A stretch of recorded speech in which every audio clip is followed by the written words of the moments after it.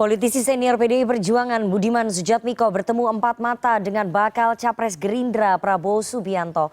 Setelah pertemuan selama 2 jam, Budiman Sujatmiko belak-belakan mengaku memiliki kesamaan pikiran dengan Prabowo. Budiman bahkan menyebut Indonesia pantas dipimpin orang terbaik, salah satunya Prabowo Subianto.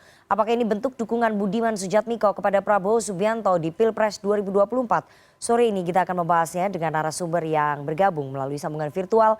Ada politisi senior PDI Perjuangan Budiman Sujatmiko dan Direktur Eksekutif Indo Strategik Khairul Umam. Selamat sore Mas Budiman dan juga Mas Umam. Selamat sore. Selamat sore Mbak Dana. Selamat sore Mas Budiman. Mas Budiman, ini saya harus tanya ya, bagaimana kemudian ceritanya Anda bisa bertemu dengan Prabowo Subianto di kediamannya? Apakah Anda yang meminta waktu bertemu atau Pak Prabowo yang mengundang? Ya, pertama-tama saya mau ceritakan bahwa itu kan lebih ada beberapa diskusi politik saya dan teman. Bahwa sesungguhnya kita memastikan keberlangsungan dari keberlanjutan Bapak Joko Widodo untuk modal program dan Suaranya nggak begitu clear nih Mas Budiman. yang besar. Halo, ya. Ya. Ya, berangkat dari keprihatinan melihat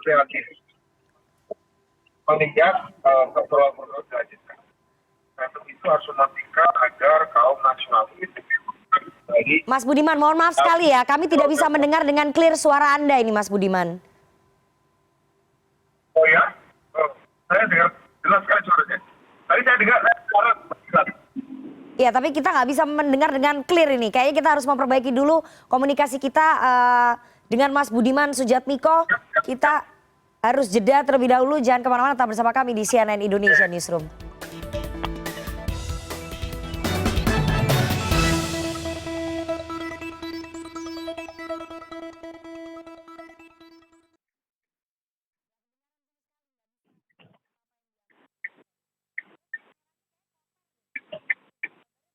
Halo, dengar nggak suara saya?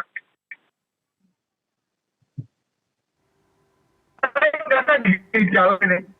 Mas, nggak clear Mas. Di jalan ini. Halo. Biasanya lancar ya biasanya. Ada nggak? Halo Masih Mas. di jalan, ya betul, masih di jalan. Mas, ini nggak pakai telepon biasa ya? Halo.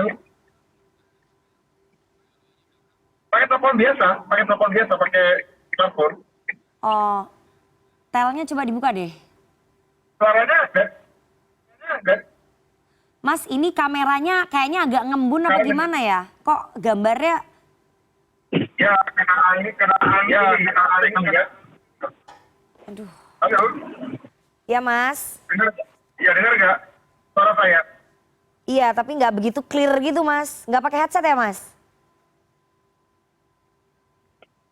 Enggak. Saya lagi di mobil soalnya nih. Lagi di mobil, nggak pakai headset. Belum sampai. Oke. Saya tinggal di rumah. Bisa dengar nggak? Ya agak jauh gitu sih Mas. Sekarang? Masih, maksudnya nggak clear gitu ya. Udahlah, mau gimana lagi? Oke, sebentar. Sayang banget loh.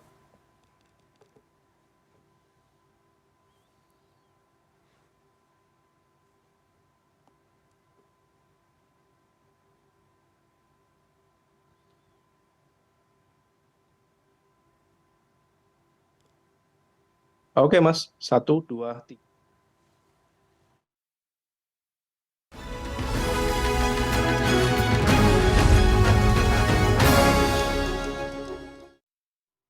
Politisi senior PDI Perjuangan Budiman Sujatmiko bertemu empat mata dengan bakal capres Gerindra Prabowo Subianto.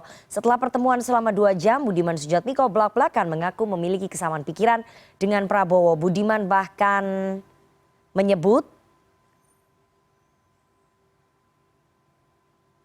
memiliki kesamaan pikiran dengan Prabowo Subianto.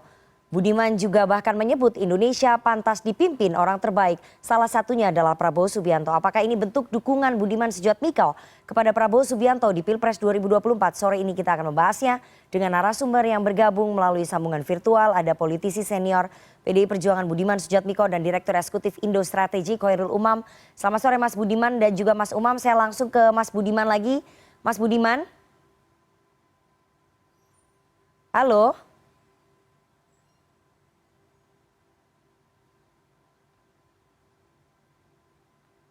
Mas Budiman? Oke, Mas Budiman, langsung bagaimana ceritanya Anda bisa bertemu dengan Pak Prabowo Subianto? Anda yang meminta waktu atau Pak Prabowo yang mengundang? Pertama-tama itu hasil dari diskusi dengan beberapa teman lama yang merupakan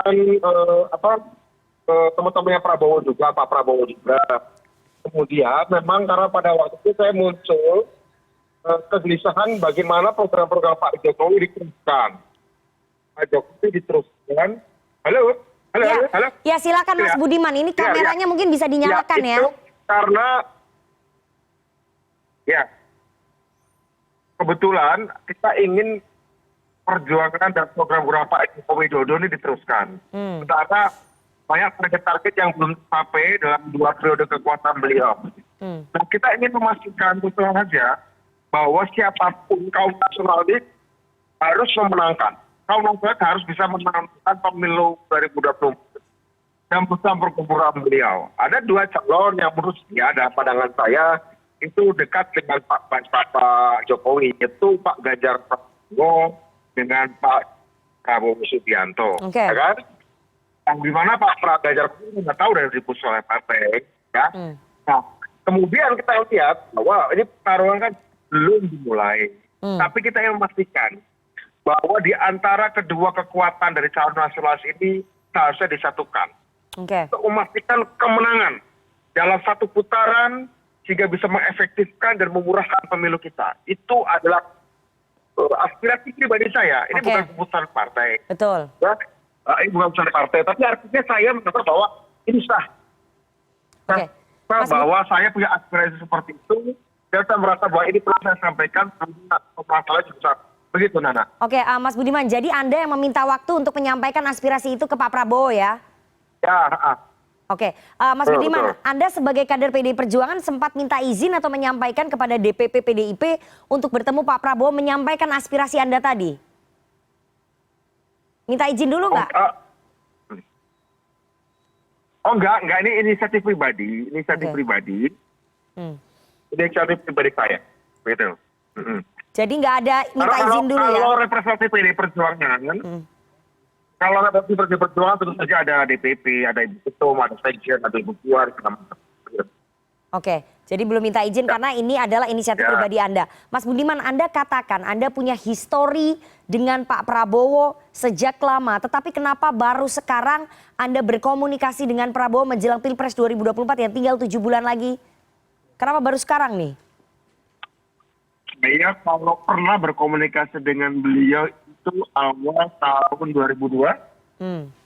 Kemudian sempat bertemu lagi saat saya menjadi ketua badan seksi Pilpres 2009 saat Ibu Megawati menjadi calon presiden dan Pak Prabowo menjadi calon wakil presiden 2009. Semua akhirnya kemudian kami kena. Kemudian bertemu lagi sekitar setahun lebih di kantor Kementerian Pertahanan.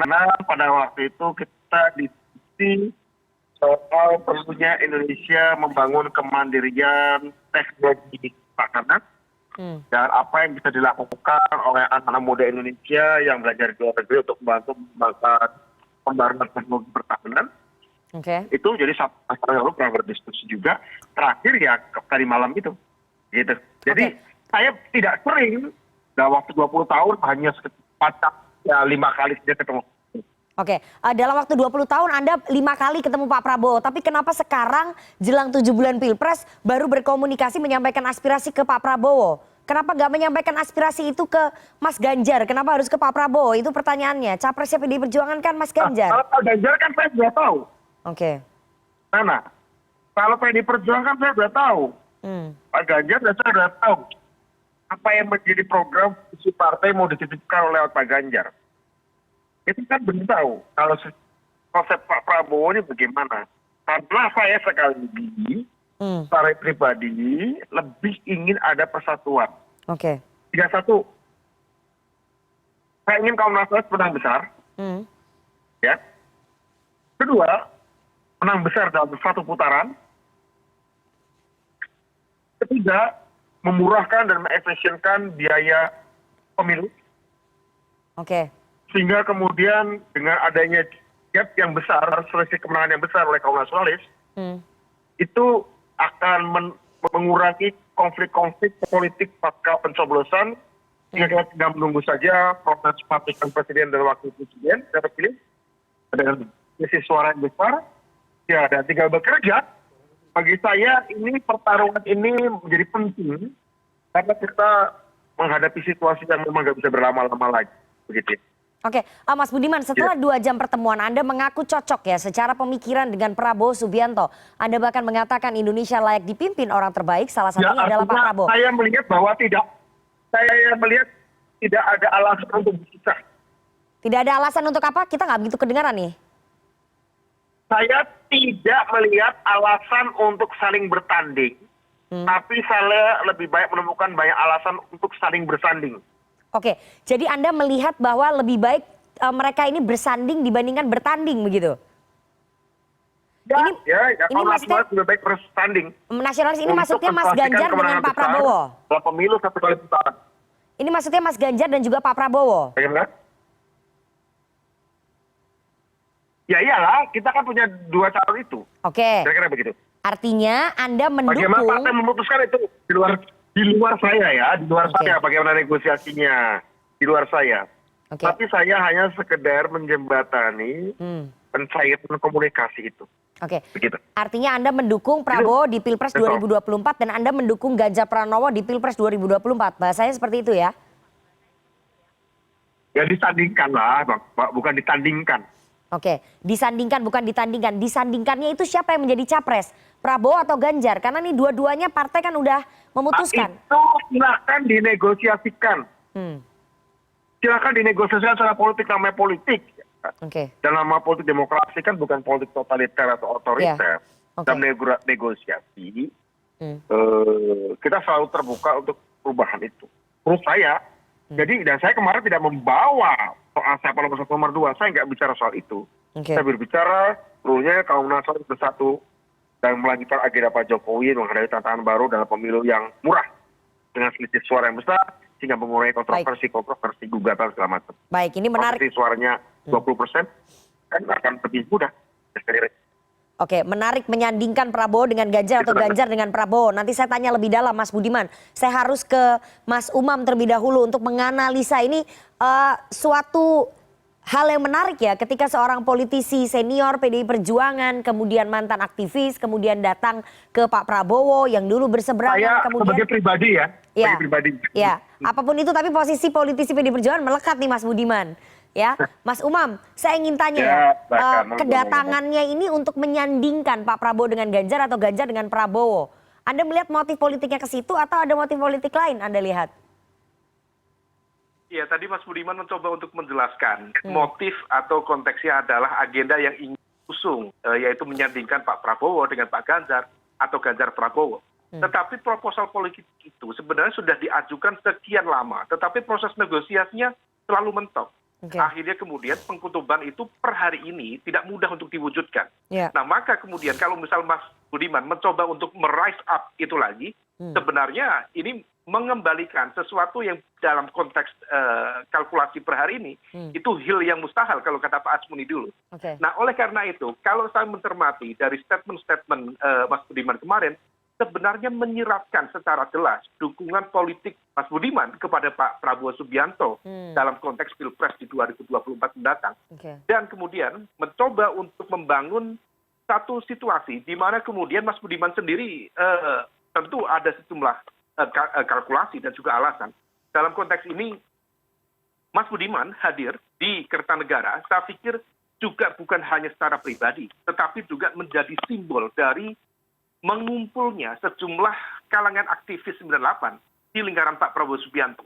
Mas Budiman satu sisi kita juga tahu ada sejumlah nama yang di sel-sel jaringan relawan juga berkumpul di sana dan ini seolah kemudian mengonsolidasikan basis itu. Dan dalam konteks ini tentu sangat menarik. Mengapa kemudian hal itu terjadi? Tentu ada kalkulasi politik secara pribadi. Saya menduga Mas Budiman sepertinya ada semacam perasaan atau mungkin di belakangnya terkait dengan konteks internal di PDIP.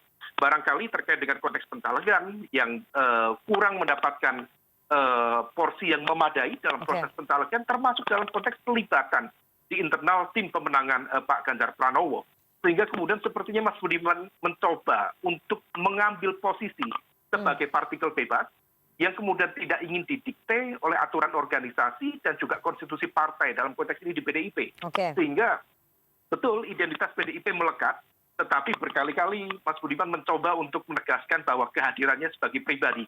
Tetapi tidak mudah, tetap menjadi politisi PDIP, dan proposal itu seharusnya kalau misal sebagai politisi PDIP disampaikan tentu melalui struktur kepartaian, tetapi Mas Budiman mencoba membypass itu.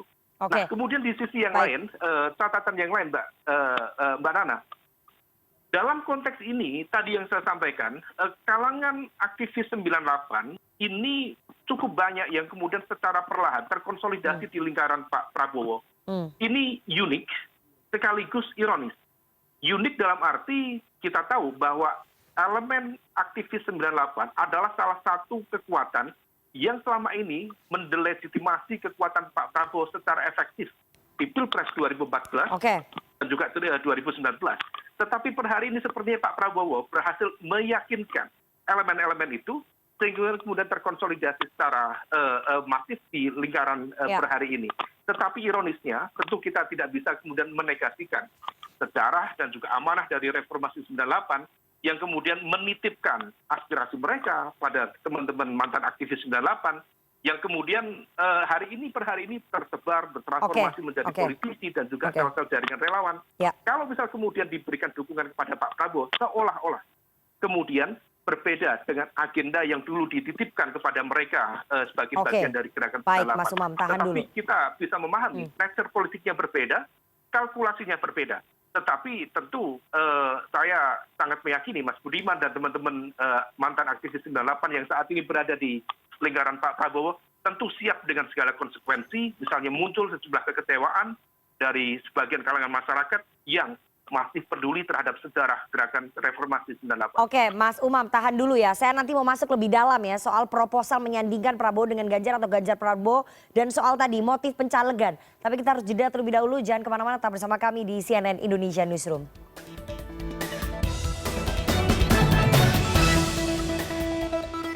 Terima kasih Anda masih bersama kami di CNN Indonesia Newsroom dan kita lanjutkan diskusi kita dengan para narasumber. Ada politisi PDI Perjuangan Budiman Sujatmiko dan juga Direktur Eksekutif Indo Strategik ada Mas Khairul Umam. Saya mau kembali ke Mas Budiman. Mas Budiman, sebetulnya proposal menyandingkan Prabowo Ganjar ataupun Ganjar Prabowo ini sudah sering kita dengar ya. Dan saya ingin tanya, apakah ini memang proposalnya datangnya dari Presiden Jokowi kemudian ke Anda dan Anda menyambut proposal itu makanya Anda sampaikan ke Pak Prabowo? Saya mau tanya itu dulu.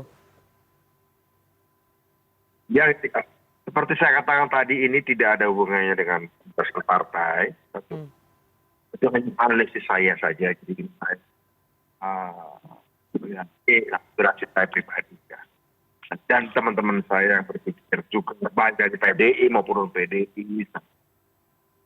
Dan ini juga tidak ada hubungan dengan pencalegan atau ketidak-pencalegan mereka. Karena bahkan berkali-kali di berbagai forum di YouTube juga saya katakan bahwa saya ini selalu mengatakan bahwa saya tidak mungkin akan mencalonkan diri. Saya tidak merasa bahwa dua kali dalam jabatan yang sama terus. Kalau sejak 2017 saya sudah jual ke partai untuk tidak dicalonkan ketiga kalinya. Jadi sekarang pun tidak gitu, karena memang saya tidak mendaftar dan dipanggil dikarenakan memang. Jadi sikap saya itu tidak ada hubungannya dengan pencalegan. Kedua, tentang 98, aspirasi 98 itu jangan bawa gerakan 98. Satu, seolah-olah gerakan 98 hanya berbicara soal kebebasan dan demokrasi. Gerakan 98 juga bicara tentang national interest, kepentingan national interest. Bicara juga tentang keharusan sejarah. Seandainya kami pada waktu hidup ini lahirnya terlambat, sekarang katakan saya masih muda, aspirasinya tentu lain, bukan lagi demokrasi, tapi bicara tentang national interest. Kalau geopolitik, ekonomi politik mengharuskan ada kesatuan nasional. Jadi satu ya, situasi berubah, analisis berubah. Kedua, jangan juga menjadikan pro demokrasi hanya sekedar dianggap sebagai legitimator dari kekuasaan apapun.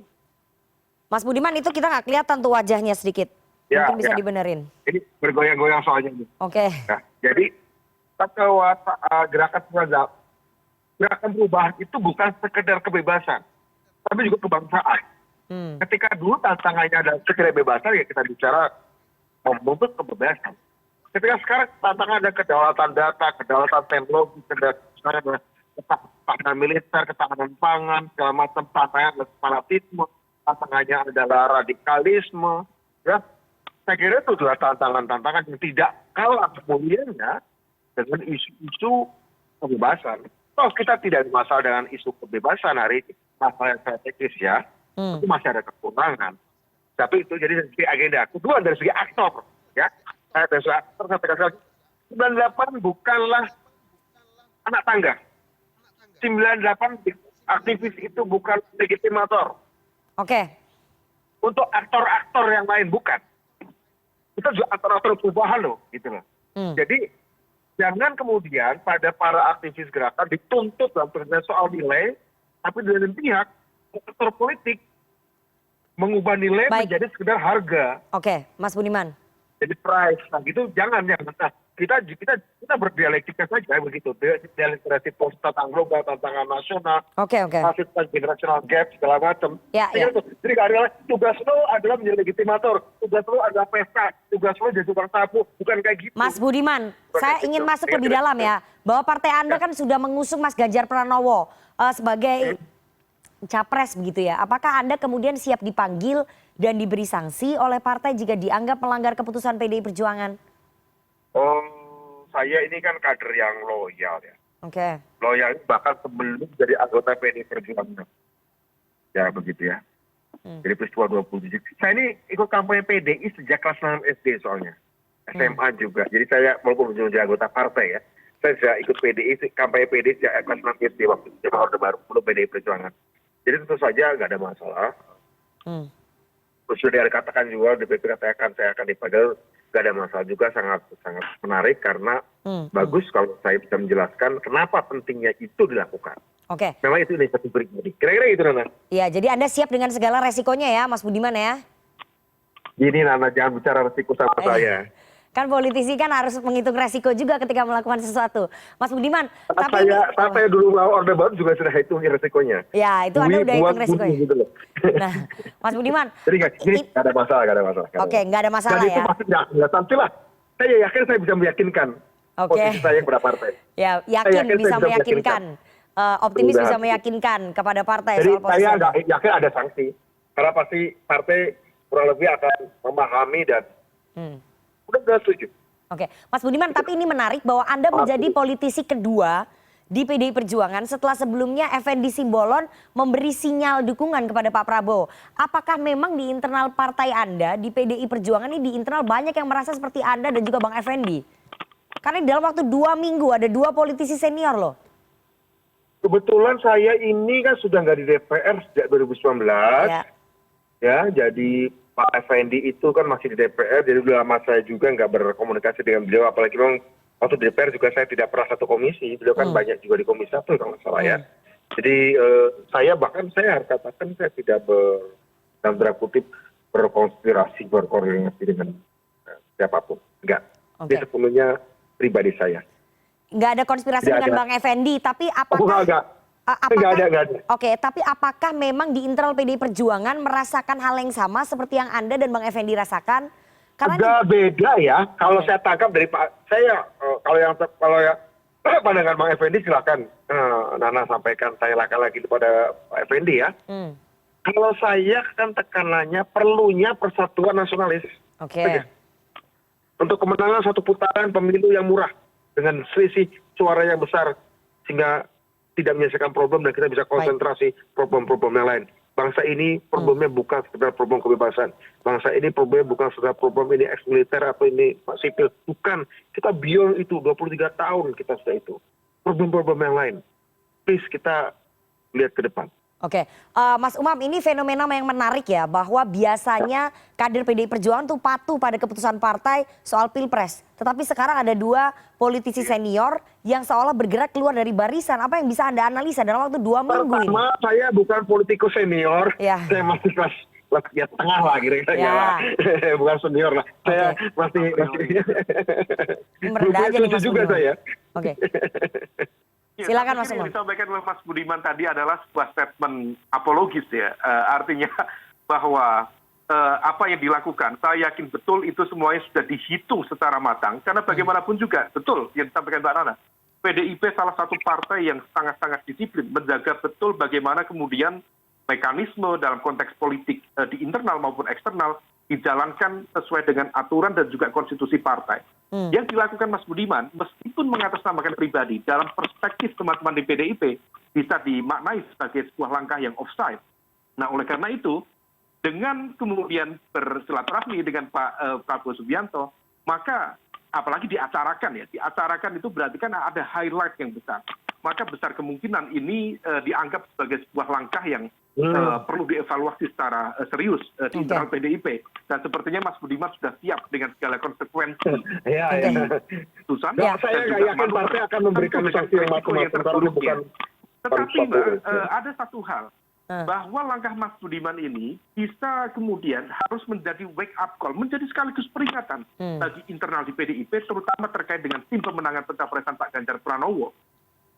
Mas Budiman satu aktor, kemudian sebelumnya tadi disebutkan Pak siapa? Effendi Simbolon. Pak Effendi Simbolon juga. Kemudian kalau misal kita cermati sejumlah elemen sel-sel jaringan relawan Jokowi yang dulu begitu solid, sekarang sudah mengalami fragmentasi, terdiaspora. Nah, belum lagi kalau dihitung Mbak, ada sejumlah elemen yang barangkali sebelumnya tidak mendukung kepada Pak Ganjar Pranowo, tetapi lebih mencoba untuk mendorong misalnya nama Mbak Puan Maharani untuk menjadi kontestan di Pilpres 2024. Hal itu kalau misal kemudian tidak dioptimalkan, tidak disiplinkan, berpotensi kemudian internal menggoyang mesin politik pencapresan Ganjar Pranowo. Nah, oleh karena itu, ini harus dihitung betul di internal PDIP, disimulasikan. Kalau misal kemudian tidak dilakukan perhitungan secara matang, bisa saja bukan hanya pembusukan dari internal, tetapi juga serangan dari eksternal. Nah, oleh karena itu, yang dilakukan Mas Budiman, ini menjadi ancaman bagi internal PDIP, sekaligus juga menjadi warning yang serius dalam konteks persiapan dan pemenangan Pak Ganjar Pranowo di Pilpres 2024 mendatang. Oke, Mas Budiman masih bergabung? Oke, tampaknya kita kehilangan komunikasi dengan Mas Budiman. Saya mau ke Mas Umam lagi. Apakah kemudian manuver Mas Budiman? Oke, apakah kemudian manuver seorang Budiman Sujatmiko ini akan mengganggu soliditas mesin partai dan berpengaruh pada elektoral pemenangannya Mas Ganjar? Mas Umam? Diakui atau tidak, iya Mbak. Kalau misal kita cermati, elemen-elemen yang tidak mendaftarkan diri sebagai jaringan relawan pemenangan Ganjar, mulai dari Projo, Joman, dan sejumlah sekitar 18 jaringan relawan yang kemarin tergabung di Musra, didominasi oleh mereka yang berasal dari elemen aktivis 98. Nah, kemudian sekarang per hari ini kalau misal kemudian Mas Budiman melakukan manuver itu, seolah mengonfirmasi ada sel-sel kekuatan jaringan relawan, termasuk juga yang selama ini terafiliasi langsung di internal PDIP, justru tidak memberikan dukungan secara real, secara konkret pada pencapresan Pak Ganjar Pranowo. Nah, oleh karena itu tadi ditambah juga dengan seberapa efektif elemen-elemen yang kemarin begitu kuat memberikan dorongan kepada Mbak Puan, per hari ini kemudian yang diputuskan oleh Pak Ganjar, apakah mereka betul akan bekerja serius untuk memenangkan Pak Ganjar Pranowo? Belum tentu. Kalau misal kemudian ini tidak diantisipasi, tidak dimitigasi, maka berpotensi kemudian mendegradasi internal mesin politik pencapresan Pak Ganjar. Oleh karena itu, ini tidak bisa dianggap sepele, karena Pak Effendi Simbolon itu satu aktor, Mas Budiman aktor kedua, kalau misal tidak dimitigasi, bisa saja kemudian akan muncul Budiman-Budiman yang lain. Effendi Simbolon yang lain. Oke.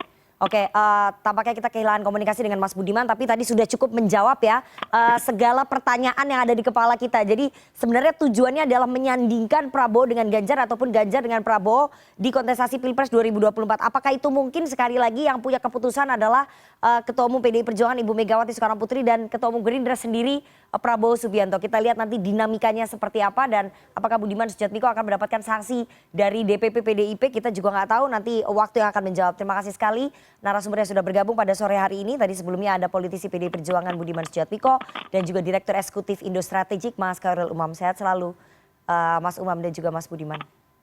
Terima kasih Mbak Nana.